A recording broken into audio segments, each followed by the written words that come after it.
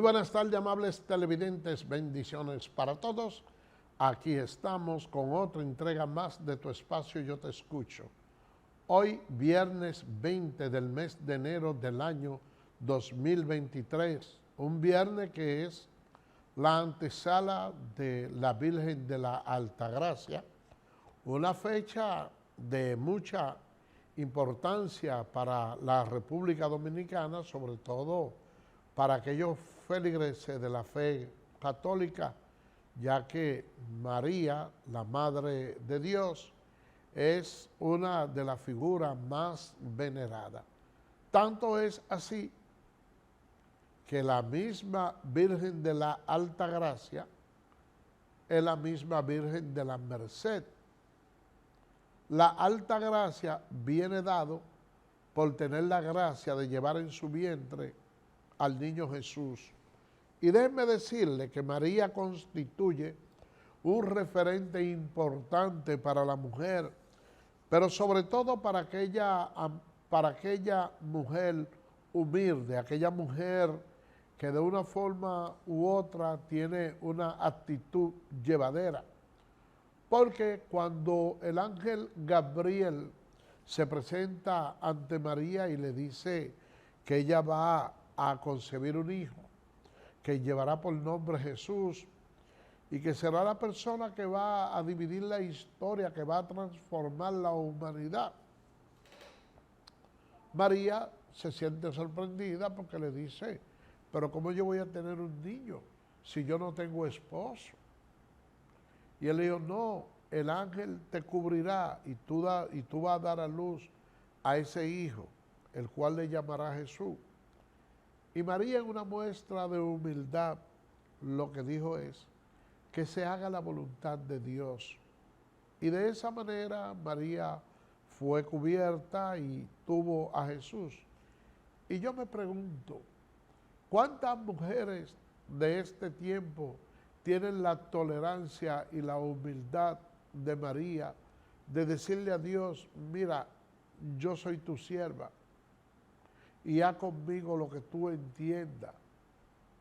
Señores, en estos tiempos son extremadamente difíciles, sobre todo porque hay una lucha titánica entre lo que es la igualdad de género.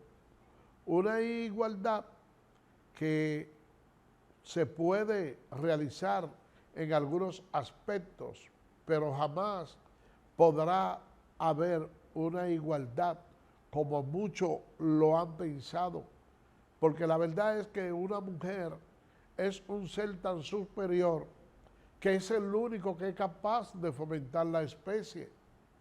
Nosotros los hombres no tenemos esa facultad. Entonces, aparte de ser la mujer el único ser capaz de fomentar la especie, no creo que en el mundo exista otro ser más amoroso. Y cuando las mujeres hablan y dicen que luchan por la igualdad, lo que están haciendo con eso es resaltándonos a nosotros los hombres, porque yo entiendo que la mujer es un ser superior. Vamos a hacer una pausa y regresamos en breve.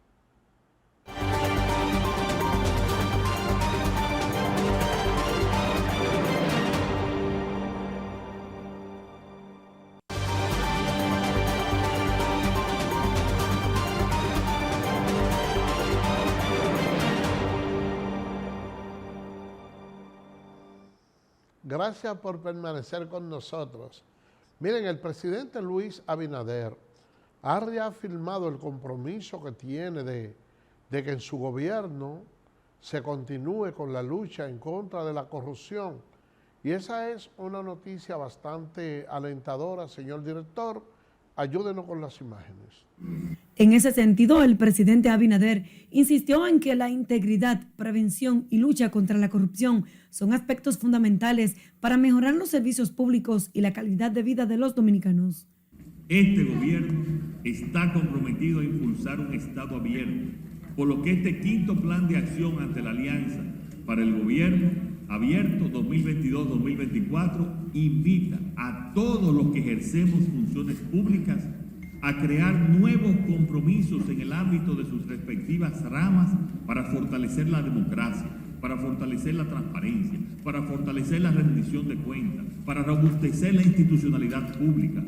El Plan Gobierno Abierto de República Dominicana, coordinado por la Dirección General de Ética e Integridad Gubernamental, contempla los compromisos nacionales de hacer los gobiernos más abiertos, transparentes y cercanos a los ciudadanos. Porque tenemos una estrategia, porque hay un compromiso y porque hay además una capacidad de trabajo excepcional. La capacidad, el convencimiento político, la decisión de hacerlo. Miren, esa afirmación que hizo el presidente Luis Abinader, sin lugar a duda le da cierto fortalecimiento en términos personal a todo aquel que ya tiene. Es decir, esto le da un valor agregado, porque si hay algo que realmente le ha ayudado bastante al presidente Luis Abinader, es la forma de cómo conducirse desde el gobierno. Nosotros hemos podido ver en los últimos años todos esos actos de corrupción cometidos por los gobiernos pasados. Y de repente uno siente como que la lucha ha mermado un poco, que aunque ha habido algunos sometimientos, no han sido lo suficiente, que los tribunales han estado lentos fruto de la inmensa cantidad de documentos y de pruebas aportadas a los procesos, y es algo que no podemos criticar, porque como decía Wilson Camacho, en una ocasión los jueces decían que el Ministerio Público le entregaba unos expedientes vacíos, sin prueba.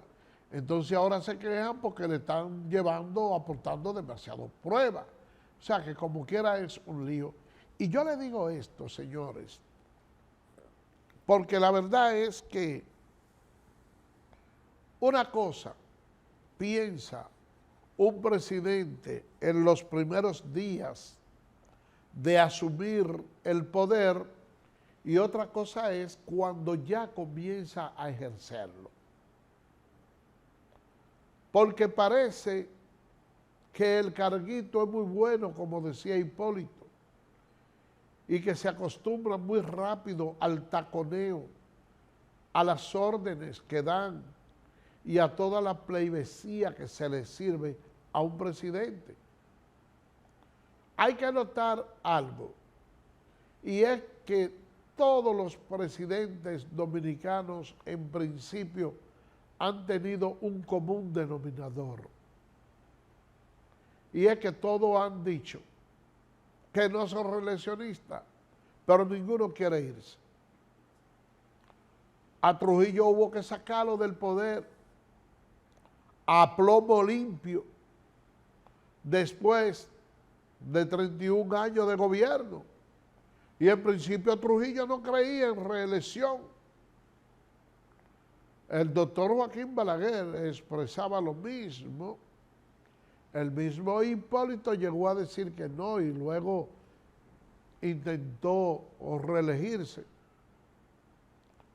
Danilo Medina expresó la misma cosa y decía que él no creía en la reelección, porque cuando un presidente optaba y quería una reelección, era capaz de tragarse un tiburón podrido y ni siquiera eructar. Y eso uno pudo verlo en su gobierno, que las cosas, los desastres que ocurrieron ahí fueron bastante grandes. Entonces de repente uno siente que dentro del país hay unos niveles de tolerancia bastante grandes y en situaciones en donde nosotros necesitamos una mano dura, entonces sentimos como que esa mano dura se torna en cierto aspecto tolerante, de algunas cosas que en un determinado momento pueden restar voto. Yo le digo esto, señores, porque miren, el desorden que hay en las calles dominicanas, sobre todo con los motoristas, es demasiado difícil. Pero cuando usted busca las estadísticas y se da cuenta que aquí hay casi 2 millones de motores, entonces eso mueve a una reflexión. Y es que se trata de un sector que tenerlo totalmente en contra pudieran decidir los resultados de unos comicios. Lo que yo vi hoy, la escena que yo vi hoy con un motorista, es una cuestión que debe de llamar la atención y mover los simientes de cualquier persona sensata. ¿Ustedes saben qué es? Hay un señor que viene bajando del elevado de la 27 de febrero hacia la Doctor Delgado. Ahí hay una curva y solo se puede continuar derecho en posición hacia la Delgado porque no se dobla a la derecha. Y la visión inclusive es poco porque hay una pared. Cuando ese señor viene bajando, su semáforo es verde, se le meten 2 motoristas, por más que evitó golpear uno de los 2, le dio al motor del segundo, pudo defenderse del primero. Entonces, es el motorista que se metió en rojo el que le da una mirada asesina, y el otro que anda con una mujer embarazada le dice: señor, pero usted tuvo al chocarme, a mí también, y mira, le dio a él. Y el señor le dice: pero fue que ustedes se metieron en rojo. Porque hay una intersección de un semáforo que es el que marca la pauta. Ellos violan la luz roja y se meten. Y son los que están molestos. Entonces el señor le dice: deténganse, no te vayas, al motorista, como para ver si le había proferido algún daño, pero como él vio que hasta cierto punto el vehículo del señor estuvo un tanto averiado y es un vehículo de muy buena calidad, optó por irse. Y yo digo lo siguiente, es que la violación de un semáforo, señores, eso no puede ser visto como algo normal. Y yo le digo eso porque usted ve algunas intersecciones que están siendo controladas por miembros de la DGC, que le están dando paso a una intersección, y ante la mirada indiferente, muchos de esos motoristas se van con la luz roja. Pero eso es sencillo, que la gente llame: mira, aquel me cruzó con la luz roja, deténganlo, pónganle una multa. Pero no, señores, miren, y hay un desorden grandísimo. Y ustedes quieren que yo le diga algo. Poca persona se imagina lo que invierte el Estado en esos accidentados, sobre todo en la postura de clavo en los hospitales, que viven llenos, con los recursos que se invierten ahí, en esos jóvenes que están accidentados, lo que invierte el Estado es una cantidad de dinero inimaginable. Pero aquí hay ese desorden. Y uno dice, pero a eso hay que ponerle un final. Y a veces uno siente que por la época, por tratarse de un año preelectoral, como que se es consecuente con algunas cosas y no debe ser. Miren, para que ustedes tengan una idea de lo que les estoy diciendo, por fin ya se iniciaron las clases en Jaina este año. 70 aulas cerradas, una cantidad de escuelas, 80,000 niños pobres dominicanos sin recibir clase, porque los profesores de Jaina estaban de huelga. Los padres, la asociación de padres y maestros de la escuela, en una señal de protesta y a sabiendas que no había aula, llevaron sus hijos en el día de ayer a las escuelas, marchando, protestando para que le den la educación a sus hijos.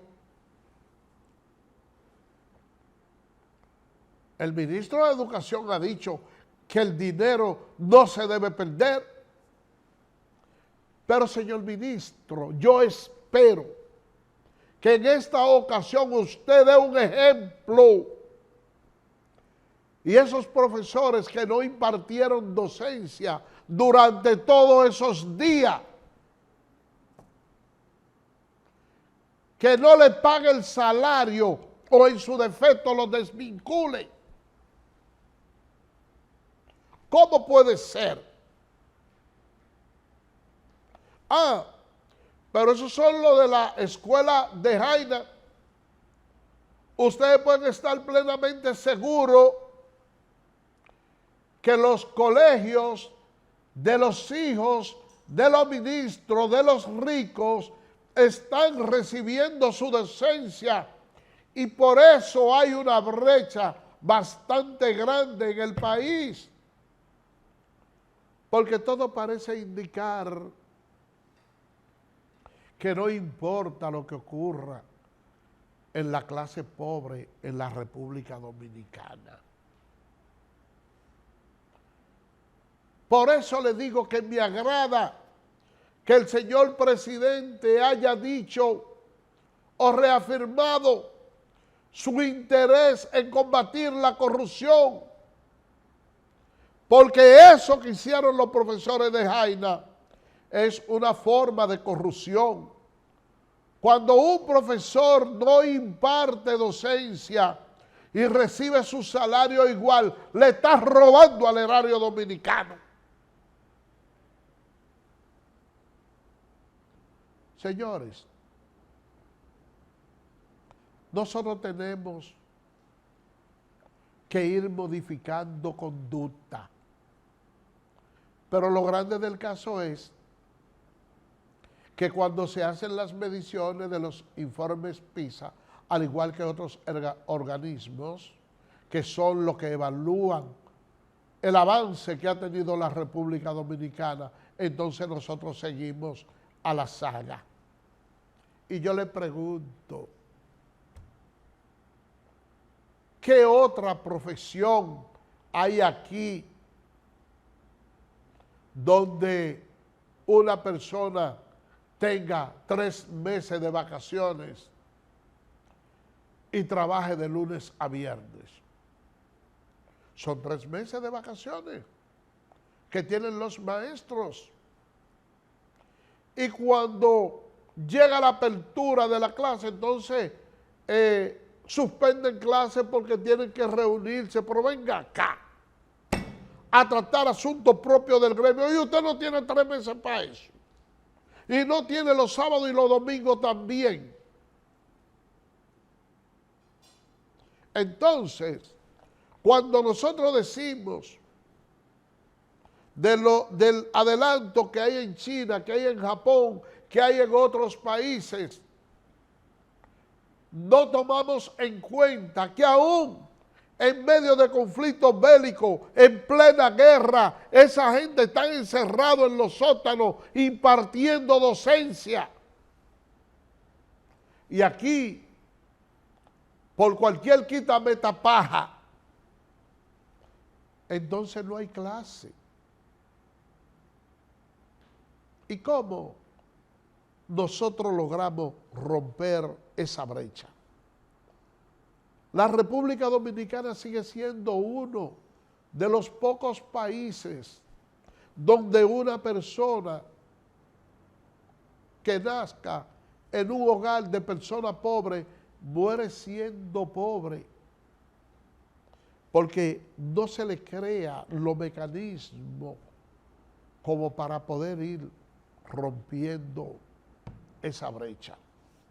Miren, a propósito de que yo le estoy hablando de educación,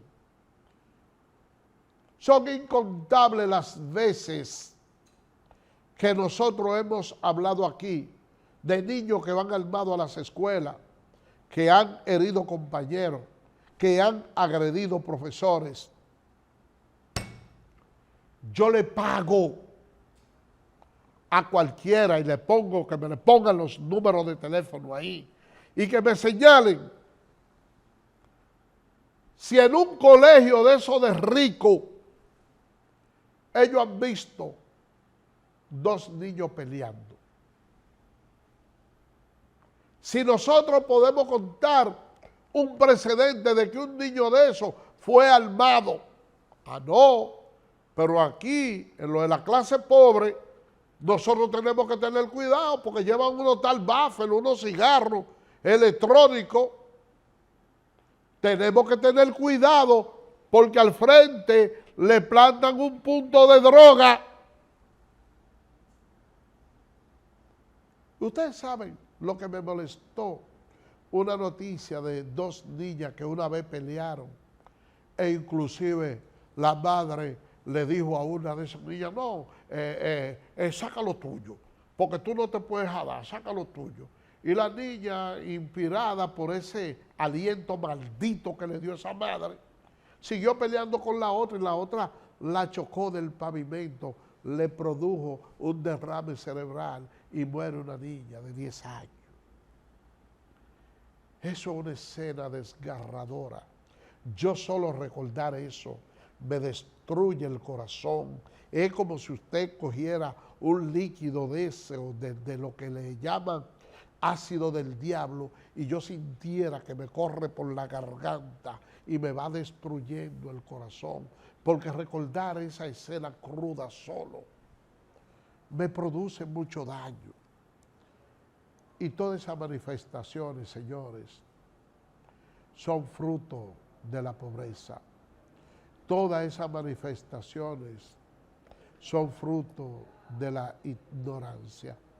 Nosotros vimos por allá, por la región este, un joven que puñaló otro, creo que fue ayer, y a pesar de que hay cámara, ese joven murió y no hay nadie apresado.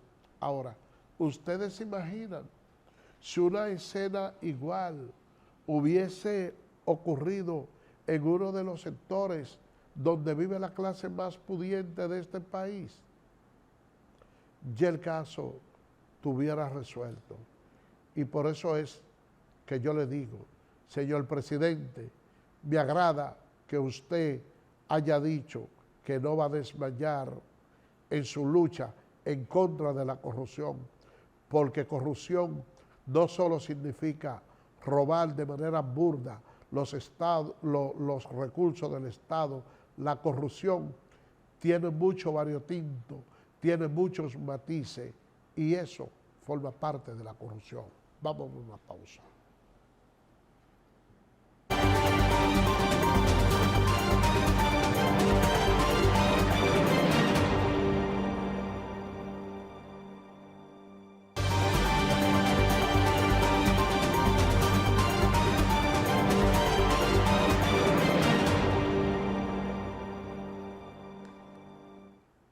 Gracias por permanecer con nosotros. Miren,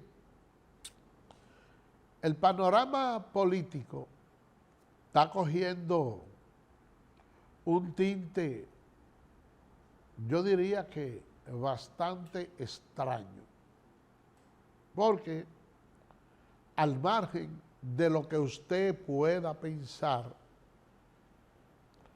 en términos pragmáticos, en términos de realidades, el PRM y la Fuerza del Pueblo no tienen candidato a la presidencia, pero todo el mundo presume que el candidato por el PRM va a ser Luis Abinader. Yo pienso que cualquier persona que tenga un chin de juicio entiende que eso debe ser lo correcto, pero no es algo que está escrito ni está patentizado. Lo mismo ocurre con la Fuerza del Pueblo. Todo el mundo entiende, y así lo creo yo, que Leonel Fernández va a ser el candidato a la presidencia. Lo mismo no puedo decir del PLD, porque ahí se disfrazó una convención con el nombre de consulta, pero ya está Abel Martínez.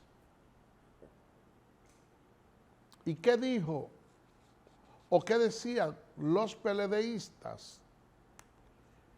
Que los candidatos de ellos no prendían y había una degradación de su partido porque había un éxodo hacia el PRM y la Fuerza del Pueblo, y que ellos, escogiendo su candidato a tiempo, entonces podían parar esa hemorragia y podían trabajar en aras de levantar la popularidad de su candidato. Pueden decirle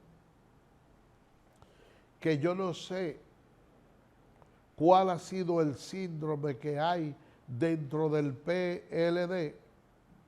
No sé si se acostumbraron tanto a estar en el poder que perdieron la capacidad de hacer oposición, porque quienes pretenden ser candidatos o precandidatos de esa institución dan una serie de declaraciones completamente desatinadas.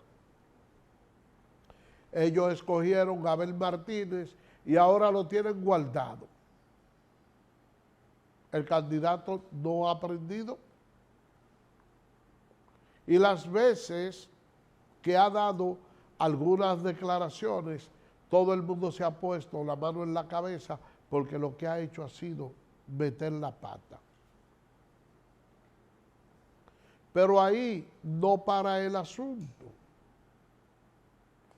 Yo le digo que no para el asunto porque la forma de escogerlo a él no realmente lo que hizo fue que irritó a sus contrincantes porque se entiende que no se hizo con equidad, que no se hizo de una manera legal. Entonces vimos cómo Pedro Brito, hermano de Domínguez Brito, renunció de ese partido, dio unas declaraciones bastante contundentes.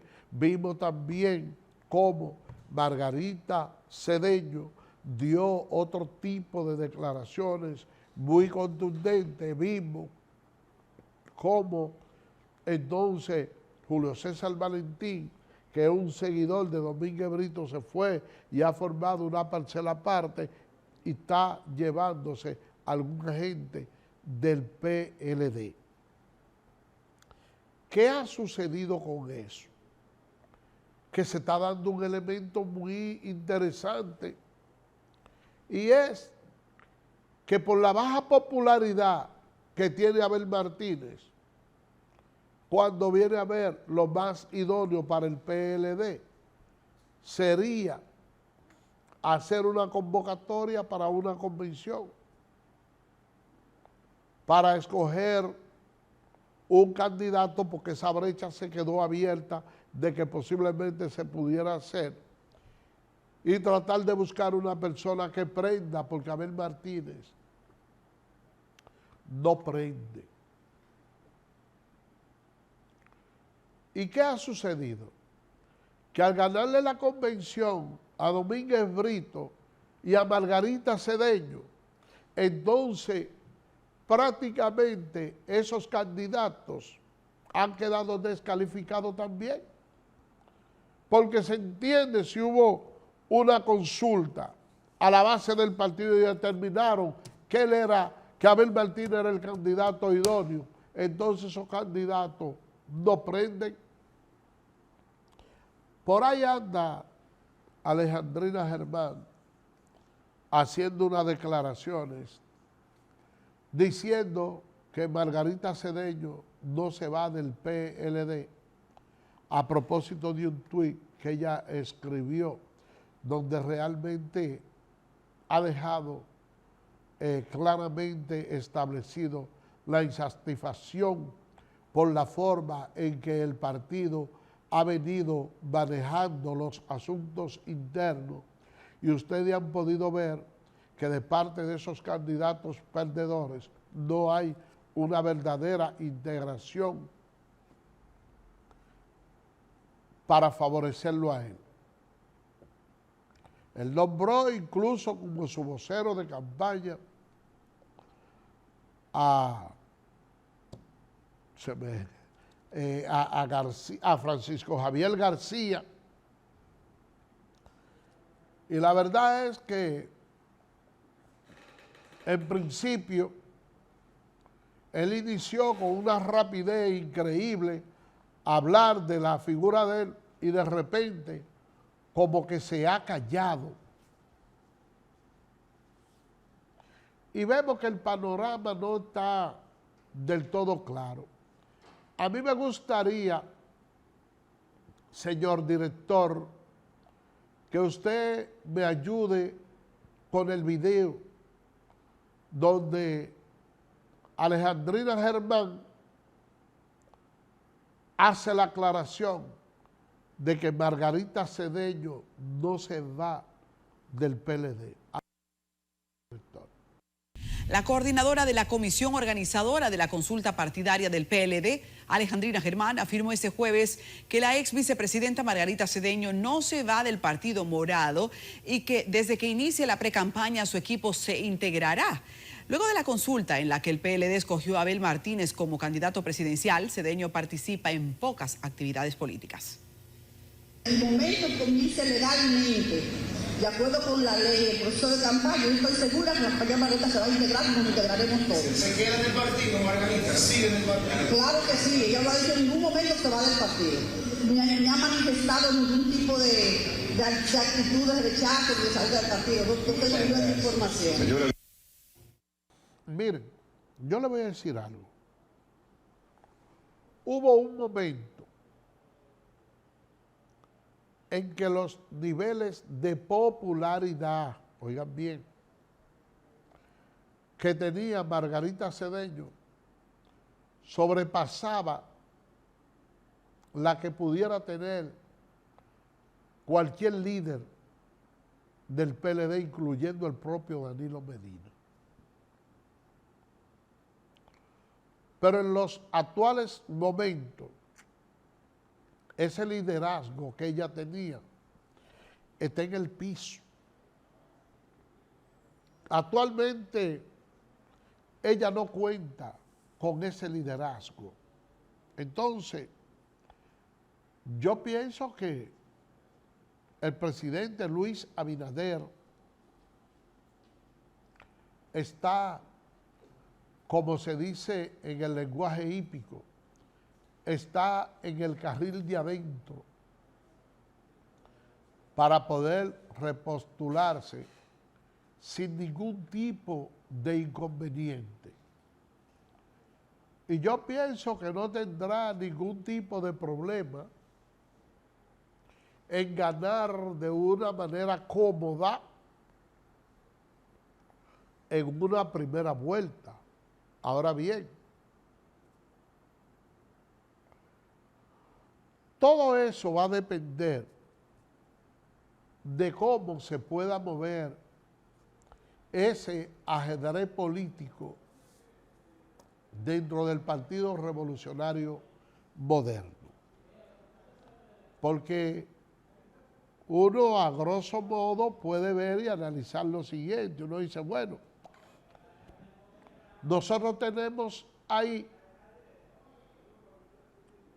a una Raquel Peña como vicepresidenta de la República, que el presidente Luis Abinader la sacó y la trajo como un mago debajo del sombrero, una persona que nadie la conocía. Sin embargo, el desenvolvimiento que ha tenido como vicepresidenta de la República ha sido bastante encomiable. Ha sido una vicepresidenta no de nombre, sino una vicepresidenta activa, una vicepresidenta idónea que ha estado ahí al lado del presidente llevando muchas políticas sociales, ha estado envuelta en los momentos más acuciantes, sobre todo en medio de una pandemia, dando la lucha. Son pocas las vicepresidentas que han pasado por el tren gubernamental que hayan tenido un papel más decoroso que el de ella. Y surge la interrogante. Ella continúa con una cuota de poder importante. Ha creado cierto liderazgo desde su función como vicepresidenta. Entonces, el presidente Luis Abinader la va a escoger nuevamente como vicepresidenta de la República. Esa interrogante queda en el aire, porque lo que mi intuición me dice a mí, y probablemente sea la actitud más salomónica, es si el presidente Luis Abinader escoge como vicepresidenta a la alcaldesa Carolina Mejía. ¿Por qué yo le digo esto? Porque Carolina tiene unos niveles de aceptación bastante grandes, tiene mucho carisma y es la hija de Hipólito Mejía, que indudablemente tiene un carisma increíble y sigue siendo un líder dentro del PRM. Y el hecho de que sea Carolina Mejía la vicepresidenta, eso le da un ingrediente especial para que el presidente Hipólito Mejía haga un mayor esfuerzo en la lucha que siempre ha mantenido a favor del PRM, pero ahora le daría un mayor apoyo. Pero uno sabe que cuando hay un tiburón que anda por la orilla, algo busca. Y yo me pregunto, en el caso de Robertico Salcedo, que es un tiburón que anda por esa orilla ahí, si él procura sustituir y lanzarse como alcalde para sustituir a Carolina, o si él anda buscando sustituir a Farideh Raful en la senaduría.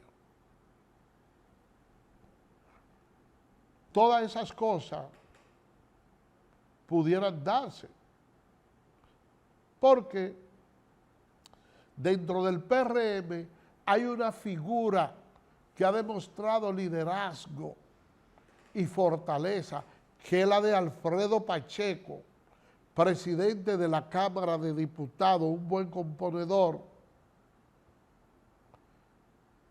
que siempre ha querido ser síndico. Y se ha lanzado en 2 ocasiones y no ha corrido con buena suerte, pero hay que destacar que las 2 veces en que él se lanzó, el PLD estaba en su mejor momento. Y que Roberto Salcedo, a pesar de que era el alcalde, todavía estaba de luna de miel con el pueblo dominicano, sobre todo con la ciudadanía en el distrito. Que en esta ocasión, si es Alfredo Pacheco, que va como síndico del distrito, entonces ahora el gallo cantaría de otra manera. Y es por eso que yo le digo que el triunfo del PRM va a depender de cómo se mueva el ajedrez con todas esas piezas que tiene. Porque hay además una plaza muy importante que es la Plaza de San Juan. Allá hay muchos votos. Ustedes saben que Hanoi, la alcaldesa, se fue del PLD para el PRM. Y la gente dice, mira, que de parte de ella hay ciertos niveles de ingratitud. Perdón, ella se fue de la Fuerza del Pueblo para el PRM. Y muchos dicen que de parte de ella hubo ciertos niveles de ingratitud porque no debió haberse ido de la Fuerza del Pueblo, pero ella sabe que Félix Bautista es la niña linda de Leonel Fernández y que Leonel por él se ha arriesgado mucho porque su figura ha estado muy comprometida con lo que es la corrupción y que ante Hanoi y Félix Bautista, entonces Leonel optaría por Félix Bautista. Entonces, ella, que probablemente quiera ir como senadora por San Juan, quedarse dentro de la Fuerza del Pueblo, no le iba a permitir ese crecimiento. Y todo va a depender cómo esa lucha a lo interno del PRM se dé para saber si se afianzaría en Hanoi para que fuera como senadora o por el contrario, quiere a alguien de mayor trayectoria dentro del partido que venga trabajando de una manera consona. El caso, señores, es que por el buen gobierno que ha estado haciendo Luis Abinader, el PRM se ha fortalecido y ha crecido en el poder. En las elecciones pasadas hubo, lógicamente, que pactar con la Fuerza del Pueblo porque el partido, en términos sinceros, no contaba con el liderazgo y la solidez como para poder llevar su propio candidato en todas las demarcaciones, pero ya las cosas ahora son distintas. De todas maneras, vamos a ver cómo se despeja el panorama. Nosotros vamos a estar tranquilos, siendo testigos de excepción, para seguir llevándole a ustedes la información y el palpitar cada día de cómo van los movimientos políticos. Por el día de hoy, señores, hemos llegado al final. Será el lunes, Dios mediante, cuando estaremos con otra entrega más de Tu Espacio Yo Te Escucho. Así que, bye bye.